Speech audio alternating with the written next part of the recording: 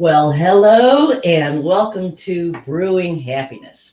Grab you a cup of your favorite brew and we're going to chat about happiness. That's right. You ever think about your own happiness?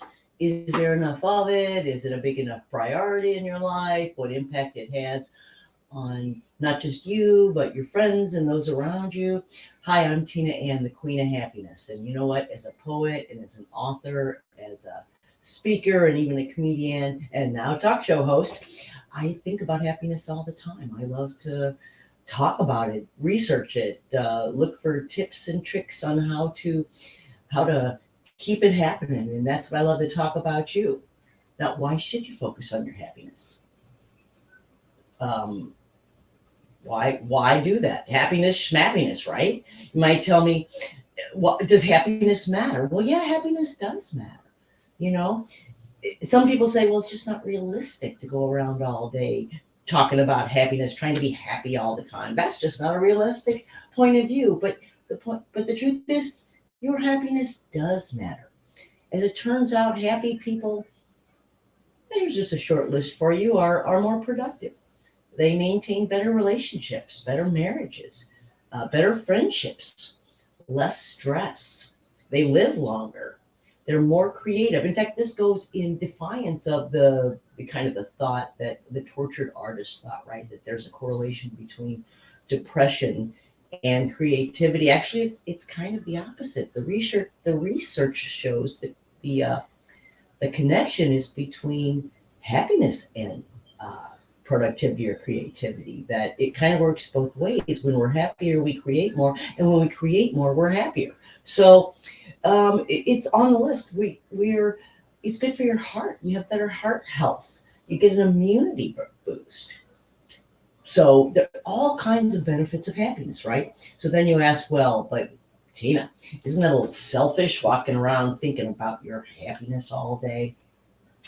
Well, happiness does matter because the research shows that in addition to making you healthier and more productive, it makes you nicer, right? Being happy is, in fact, can be considered a service to others. I like to say living joy is giving joy. And when you are an ambassador of joy, when you are happy and you are exuding happiness around you, well, man, that's contagious. People love that. They want to be around it. They're attracted to it. It helps raise their happiness. And so you can think of your happiness is not it's not selfish. It's a gift. Your happiness is actually a gift or a service to those around you, right? Now the truth is, most of us not taught happiness as a skill. We don't really have a metric for happiness. We don't really measure it. I mean, if I want to know how successful you are in life or in business, right? I know how we know by how big your house is, how big your paycheck is, the title of your job. If we want to know how successful you are socially, we can look at how many friends you have, how many social interactions you have, how often you go out. There's measures for almost everything, and we just don't seem to have those for happiness. We don't talk about them. We don't have a common language for the metrics of happiness. But the truth is, happiness can be considered a skill, like anything, with focus and improvement, or focus and a little attention, a little change in perspective. You can improve your happiness. In fact, I believe happiness is a skill, and that in like anything, it's a process, right? In business, as a former process engineer, as a quality engineer, I learned that there's this phenomenon that anything that is watched without any changes whatsoever will improve. So if there is some measure that's going on that the team would like to improve or the person would like to improve, by putting up a chart, by posting the results, by making the results public to everyone, those numbers will improve. Now, of course, they're going to improve more with all kinds of help and focus, and that's what we're going to talk about with happiness. But the truth is just being aware, and that's a mindfulness situation, right? And our goal here is to align your daily brew habit, whether you love your coffee, whether you have tea, maybe you prefer soda or water, it doesn't matter. The point is, we all take a moment each day to have a little break, to have a little cuppa. What we want to do is align that moment, not make it purposeful. That's the moment that you tune in to your happiness, right? That's the moment that you think about and bring some attention to your happiness and its impact on your life and the lives of those around you. Because the truth is, it is not selfish to focus on your happiness. A happier person is someone interested in improving the world, someone who can see the bigger picture, who wants to be aligned with the bigger picture of life. And that's the focus of this show, bringing the skill of happiness, the tips, the tricks, the ideas, the perspectives, the things that you can do in your daily life to enjoy more happiness right now. Because we're not talking about running away and joining the circus to be happy, right? We're talking about being happy right here and right now. Now, we can all agree on what happiness feels like, right? You know when you're happy, it feels great. You know when you can't wipe that smile off your face, when your feet are so light that they barely touch the ground, when the world is beautiful and great, and everywhere you look is something of beauty. We know those moments, right? So the agreement isn't on what does happiness feel like, but perhaps on what causes it or what brings it about. This is deeply personal.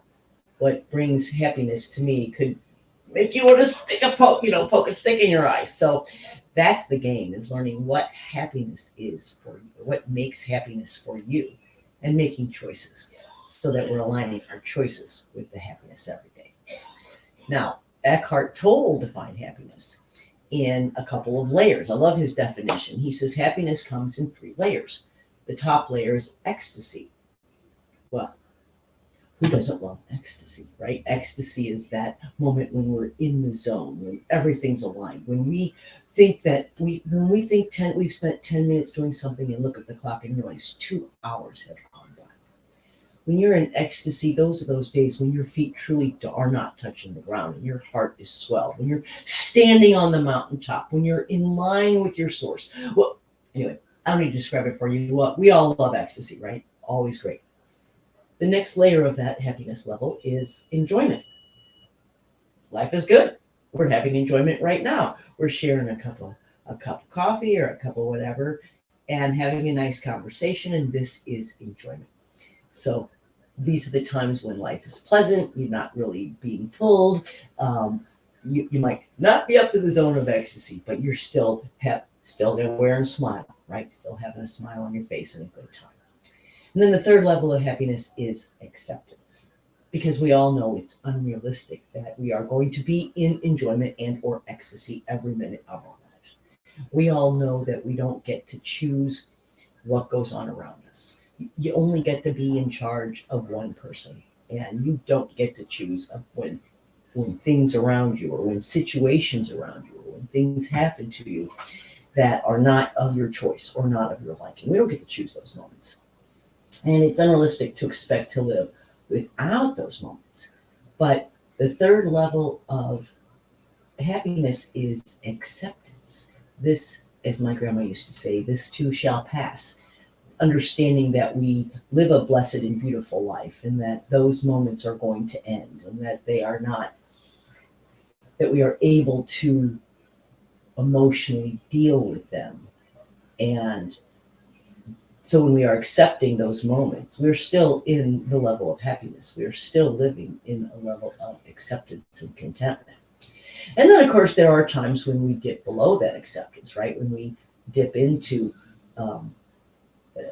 resentment or depression or sadness or anger or despair. Certainly we all spend our moments dipping down below the line, and that's okay. But what's the game is recognizing that, telling myself, oh, I have slipped out of acceptance, acknowledging it, dealing with it, and then accepting it, right? Moving back up into the level of acceptance.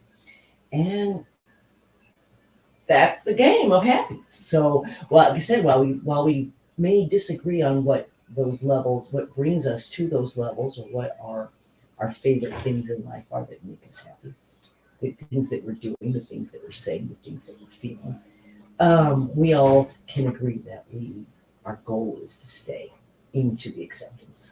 So what happens is we learn to stay in acceptance and strive for enjoyment and even for ecstasy more and more. We become more generous. We become more committed to improving the world, more compassionate, more energetic. So yes, happiness is good for you. It's good for you and your health, but not just you. It's good for you and those you love the most in the world. It's good for you and those you come in contact with, because it's exponential. As you are happier and you raise the levels of the happiness of the people around them, and then they raise the levels of the happiness of the people around you, one person does make a difference. And it helps you to be more productive, healthier, better relationships, less stress, live longer, more creative, nicer, blah, blah, blah. Putting happiness first is your gift to the world. Now, the whys, the hows, the how-tos of happiness, those are going to be the topics of our future show, right? We're going to talk about all the ways that we can get past dipping below the acceptance level and back into acceptance and back up to enjoyment as often and as quickly as we can. Yes, indeed, that is our goal, and that'll be the topic of our future show as we cozy up with our favorite brew. I mean, really think about it. Why do we do anything in life? Why do I want better relationships, a better job, to make more money, to get a new house? We want all those things so that we can be happier. So under that definition, I feel like all topics are relevant on this show, and we're going to be discussing all of them. All topics are fair games. We're going to try to stick to the facts. We're going to talk about research. We're going to talk about science, and we're going to talk about the study of happiness. In the past, in the old days, as psychology was coming to the mainstream and people started thinking about analyzing brains, the focus was on unhappiness, right? Dysfunction. The focus was that. But in the last 20 years, there's been a change in psychology and in the research field to start focusing on the good, the positive, the happy. What is working? What does work? And the fact is, there are scientific things you can do to increase your happiness every day without making any major lifestyle changes. So that's the show. We're going to try to stick to the facts, and we're going to take our daily break of brew, coffee, tea, soda pop, maybe it's a beer, I don't care. You're going to take that daily ritual of having that moment and link it from a mindfulness perspective to just a check-in with your happiness, with your choices, with the way those choices linked to your happiness. And because face it, like I said, you don't get to run away and join the circus. You don't get to play golf every day. You don't get to do the things you want to do all day, every day that make you happy. So the goal isn't about changing your life to get rid of what it is, but it's also about finding that acceptance, finding that enjoyment and that happiness in the midst of the chaos, the insanity of our daily lives. And that's what brewing happiness is. That's what I hope to bring to you, are ideas that help improve your happiness every day. I'm hoping you'll join me each Monday as we kick off the week with a touch point to bringing a little bit of awareness. And like I said, that awareness brings to increase. And as we start talking about real ideas, real little happiness hacks that can help you improve your outlook, your perspective, your enjoyment of life, well, that's my goal. That's my goal for you each and every day here on Brewing Happiness. I'm Tina Ann, the Queen of Happiness, and I look forward to seeing you again on the next version of Brewing Happiness TV.